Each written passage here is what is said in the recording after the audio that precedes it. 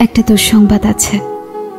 যারা আমাকে ভেঙে চুরে টুকরো কাচের মতো ছড়িয়ে দিতে চেয়েছিল তাদের জন্য। দুঃসংবাদটি তাদের জন্য যারা ভেবেছিল আমি হোঁচট খেয়ে পড়ে গেলে আর কখনো উঠে দাঁড়াতে পারবো না, মুখ থুবড়ে পড়ে থাকবো গা খিনখিনে কাদায়। আমাকে ছিঁড়ে কাগজের মতো কুচি কুচি করে হাওয়ায় ভাসিয়ে দিলে আমি হারিয়ে যাব দিক শূন্যপুর। যে আমাকে টেনে হিঁচড়ে নামিয়ে নিতে চেয়েছিল অতলান্তিক বিষাদ সমুদ্রে, ডুবিয়ে দিতে চেয়েছিল এক পৃথিবী বিভূমিশায়। যে আমাকে অযুত রাতের কান্না লিখে দিয়ে বুকের ভেতর খুঁড়ে দিতে চেয়েছিল শ্যাওলা জমা স্যাঁতসেঁতে এক মজা পুকুর।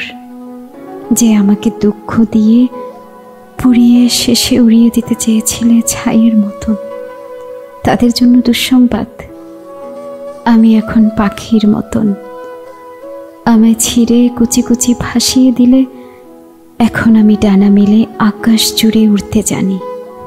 কাটা যায় না, ভাঙা যায় না। আমি এখন জলের মতন। ভেসে যেতে যেতেও হঠাৎ জলোচ্ছ্বাসেও ভাসিয়ে দিতে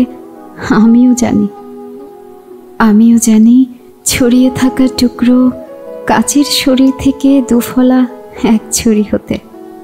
এই যে মানুষ দুঃখ দিতে দক্ষ ভীষণ, সেও জানুক আমি এখন হাসতে জানি। শ্যাওলা জমা পুকুর জুড়ে আমিও এখন রোদের মতো ভাসতে জানি। প্রস্থানের গল্প লিখেও ইচ্ছে হলেই আবার ফিরে আসতে জানি।